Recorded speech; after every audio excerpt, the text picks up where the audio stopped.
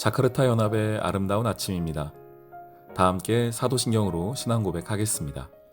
전능하사 천지를 만드신 하나님 아버지를 내가 믿사오며 그 외아들 우리 주 예수 그리스도를 믿사오니 이는 성령으로 잉태하사 동정녀 마리아에게 나시고 본디오 빌라도에게 고난을 받으사 십자가에 못 박혀 죽으시고 장사한 지 사흘 만에 죽은 자 가운데서 다시 살아나시며 하늘에 오르사 전능하신 하나님 우편에 앉아 계시다가 저리로서 산자와 죽은 자를 심판하러 오시리라.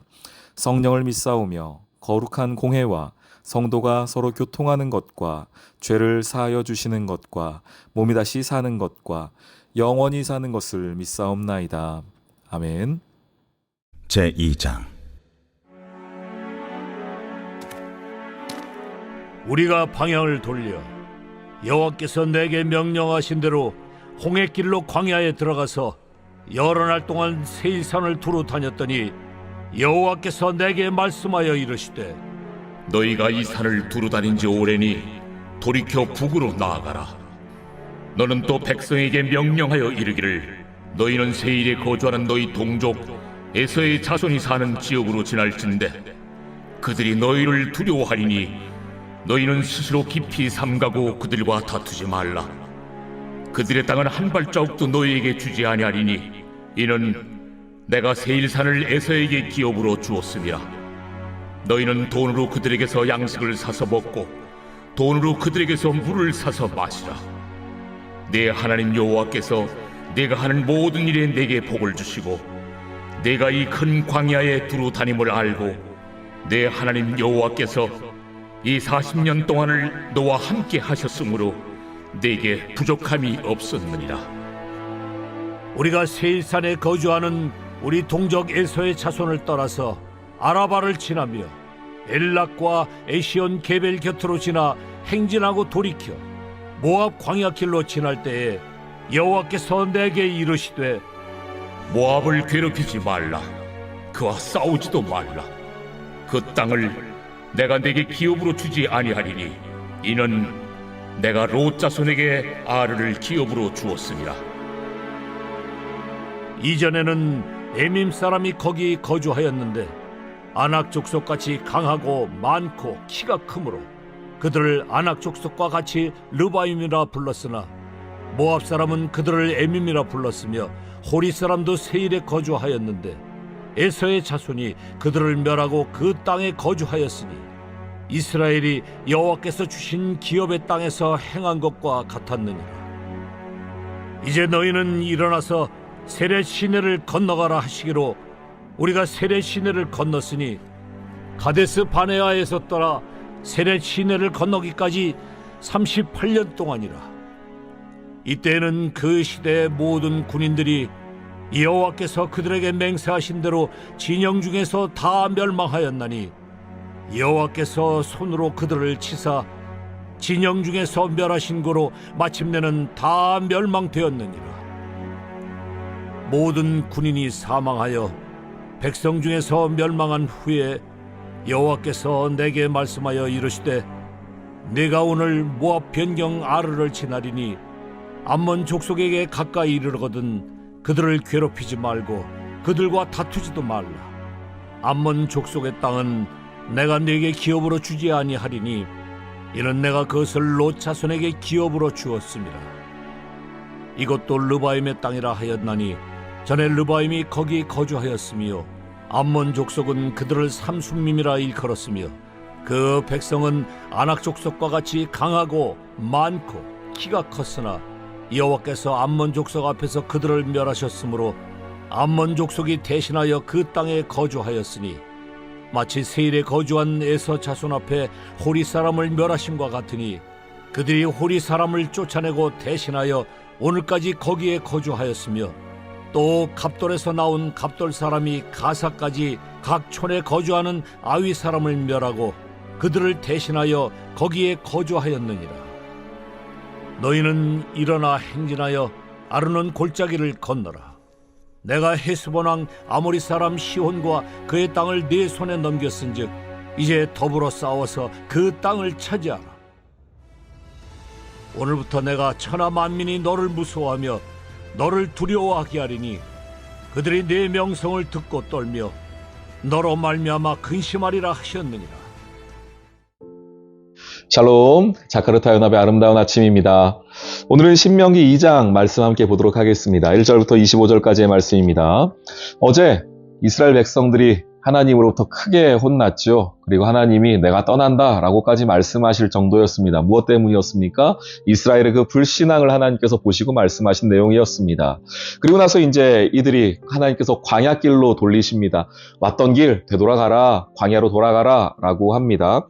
하나님께서 광야로 돌리시면서 그들이 광야를 헤매게 하십니다. 정확하게 이들이 우리가 40년이라고 하는데 14절 보시면은요. 가데스 바네아에서 떠나 세렛 시내를 건너기까지, 이 세렛 시내를 건넌다는 것은 요단에 들어가기까지 이런 표현입니다. 그 광야 생활을 말한 거예요. 그것을 정확하게 말하고 있습니다. 40년이 아니라 38년이다 라고 말합니다. 출애굽부터 시작하면 40년이 돼요. 왜냐하면 이스라엘 백성들이 출애굽하여서 그 가데스 바네아까지 도착할 때까지가 한 1년 반 정도가 되거든요. 그래서 그걸 더하니까 우리가 40년이라고 말하지만 정확하게 우리가 불신앙에서 가데스 바네아에서 되돌아와서 광야길을 헤맸던 것은 우리가 성경에서는 38년으로 말하고 있습니다. 이 38년이 중요한 것은 나중에 우리 예수님 혹시 이야기할 때가 있으면 한번 알아볼 텐데 38년 동안 병자가 있지 않습니까? 그가 회복되는 역사가 있죠. 성경은 또 그렇게 연결이 돼요. 38년간 헤매고 하나님을 만나지 못하였고 광야 생활을 했던 구원을 기다렸던 그 모습이 예수님 시대 때의 그 38년 된 병자하고 연결되는 모습이 있습니다. 우리 이야기는 다음에 한번 다시 할게요. 오늘 이제 이스라엘 백성들이 광야길을 가게 됩니다. 이 광야에서 헤매는 시간이 있습니다. 이들 마음 가운데 그런 게 있었을 거예요. 왜냐하면 어제 어떤 얘기가 있었냐면 야 올라가자 여기까지 왔는데 우리가 올라가서 차지하자 뭐 이런 얘기들을 하지 않았습니까? 그리고 실제로 또 올라가서 싸움도 하지 않습니까? 이스라엘 백성 가운데는 이제는 우리가 더 이상 못하겠다 가서 싸우자 이런 마음이 있었던 것으로 보여져요. 그런데 하나님이 그때 그들에게 경계하게 하시는 게 있습니다. 뭐냐? 싸워야 할 때가 언제인지 알아야 된다는 거고 너희가 싸워야 할 대상이 누구인지를 분별할 수 있어야 한다는 겁니다. 광야길이라고 무조건 싸우는 게 아니다. 정복 전쟁이라고 하여서 무조건 내가 그 땅을 다 주는 게 아니다라는 거예요. 경계가 있고요, 여러분. 삶에서 경계가 있고 또한 싸울 때에도 싸우는 대상 또 싸우는 이유가 명확해야 된다는 거예요. 무조건 싸우는 게 아닙니다. 오늘 말씀 보시면은요. 5절 말씀입니다. 그들과 다투지 말아라. 누구냐면 에서 자손이에요. 에서 후손들. 세일산을 지나는데 이 땅은 보세요. 그들의 땅은 한 발자국도 너희에게 주지 아니하였다. 그 땅은 내 땅이 아닌 겁니다, 여러분. 이스라엘 백성의 땅이 아니에요. 하나님께 정확히 말씀하시죠. 한 발자국도 너희 거 아니다. 그러니 그들과는 싸우지 말아라. 누구? 에서. 세일산은 에서에게 기업으로 내가 줬다라고 말씀하세요. 9절도 한번 보십시오. 이들이 이제 더 내려가가지고 모압 땅으로 갑니다. 갔는데 여호와께서 내게 이르시되 모압을 괴롭히지 말아라. 그와 싸우지도 말아라. 그 땅을 내가 내게 기업으로 주지 아니하리니 하나님이 주신 땅 아니라는 겁니다. 어디가? 모압 땅이 이는 내가 롯 자손에게 아르를 기업으로 주었음이니라. 이 땅은 롯 후손들 땅이라는 거예요. 모압 땅. 암몬 땅도 마찬가지입니다. 19절 보세요. 암몬 족속에게 가까이 이르거든 그들을 괴롭히지 말고 그들과 다투지도 말라. 암몬 족속의 땅은 내가 내게 기업으로 주지 아니하리니 안 주셨어요. 그 땅은. 그러니 이는 내가 그것을 롯 자손에게 기업으로 주었으니 거기는 네가 싸울 장소도 아니고 싸울 이유도 없고 싸워야 될 대상도 아니다라는 겁니다. 삶을 살아가다 보면은 우리가 싸워야 할 대상을 착각하는 경우가 있습니다. 싸울 일이 아니에요. 정작 싸워야 될 때 또 안 싸워요. 이거를 분별하고 이거를 판단하는 여러분에게 지혜와 믿음이 있기를 소망합니다. 여기에 세일산, 모압 땅, 암몬 땅이 나옵니다. 여기에 주인들이 누구라고 말합니까? 에서, 롯 자손들입니다. 그러면 이 사람들은 누구예요? 형제들이에요, 실은. 먼 친척이죠. 친척들입니다. 아직까지는 이 모압, 암몬 자손들이 이스라엘 백성들을 힘들게 하지 않았습니다. 근데 광야길에서는 이들이 그렇게 이스라엘을 힘들게 하거든요. 후의 이야기입니다. 그 38년 광야를 헤맬 때에는 이들이 오히려 더 같은 친척인데, 같은 핏줄인데 더 이스라엘을 힘들게 하여서 후에는 하나님께서 이들을 정확하게 치라고 말씀하실 때도 분명히 있었습니다. 그때는 이제 싸움의 대상이 되는 거예요. 다만 아직까지는 싸울 대상이 아니다. 싸울 때도 아니다. 라는 것을 말씀해 주세요. 우리가 신앙생활 할 때도 마찬가지이고요. 또한 우리가 사회생활 할 때도 마찬가지입니다. 여러분, 싸워야 할 대상, 내가 싸워서 승리해야 될 대상이 누구인가와 또한 내가 사랑하고 내가 섬기고 해야 할 대상이 누구인가를 명확하게 할 필요가 있습니다. 이게 헷갈려 버리면 안 돼요. 저는 흑백으로 말씀드리는 건 아니에요. 피하 논리를 말씀드리는 건 아닙니다. 네 편, 내 편을 가르자는 건 아닙니다. 우리가 싸워야 될 대상은 뭐겠습니까? 복음의 문제입니다. 진리의 문제예요. 십자가의 문제이며 예수 그리스도의 문제입니다. 이거는 우리가 타협할 수 없는 문제예요. 그런데 내 형제에 관한 일들은요, 내가 사랑하는 문제는요, 내 사람에 대한 문제는 여러분 그 문제가 아니면 조금은 우리가 이야기해 볼 수 있지 않나요? 우리가 그 문제가 죽고 사는 문제는 아니지 않습니까? 내 목숨과 내 삶 전체를 걸어야 되는 문제는 아니지 않습니까? 싸워야 될 문제는 아니지 않나요? 그리고 성경은 우리가 싸워야 될 대상을 이렇게 이야기해주고 있습니다. 에베소서 6장 12절 말씀입니다. 제가 한번 읽어보겠습니다. 전신갑주 이야기를 하면서 전신갑주 입고 싸워야 될 대상을 이렇게 말하고 있어요. 우리의 씨름은, 우리의 싸움이죠. 우리의 씨름은 혈과 육을 상대하는 것이 아니다. 얘기는 내 주변에 보이는 사람들이 아니라는 겁니다. 통치자들과 권세들과 이 어둠의 세상 주관자들과 하늘에 있는 악의 영들을 상대함이다 라고 말해요. 우리의 싸움의 대상은요. 지금 이스라엘 백성들이 싸워야 될 대상이 암몬, 모압 이 자손들이 아니에요. 내 형제들이 아니에요. 지금은 싸울 때도 아니고요. 물론 싸울 때는 또 힘을 다해 우리 모든 것을 걸고 싸워야 하지요. 그러나 여러분 싸워야 될 때가 아니라면, 싸울 대상이 아니라면 여러분 지혜롭게 행동하십시오. 분별하시는 지혜가 있기를 주님의 이름으로 축원합니다. 하나님께서 여러분에게 그럴 때도 있을 거예요. 우리 전도서에서 말하는 것처럼 항상 우리가 평화할 때만 있겠습니까? 다툴 때도 있고 싸울 때도 있고 또 그것을 우리가 서로 회복하고 꼬맬 때도 있겠으나, 그러나 그것을 분별할 수 있는 지혜, 그리고 이것은 내게 주신 경계를 아는 것과도 연결이 되어집니다. 아, 여기까지가 내 경계구나. 아, 여기까지가 내가 갈 수 있는 길이구나. 하나님 말씀하시잖아요. 야, 거기까지야. 넘어가면 안 돼. 한 발자국도 넘어가면 안 돼. 내 경계예요. 내 경계를 아는 지혜, 내가 싸워야 될 대상, 싸워야 될 때를 아는 그 분별력이 오늘 하루를 살아가는 여러분에게 있기를 소망합니다. 엉뚱한 데 에너지 쏟지 마세요. 엉뚱한 곳에서 싸우지 마십시오. 오늘은 그럴 때가 아닙니다. 오늘은 하나님이 주신 여러분의 사명과 그 경계를 확인하는 때입니다. 오늘 하루 여러분 삶의 자리 가운데에 승리가 있기를 주님의 이름으로 축원합니다. 아멘.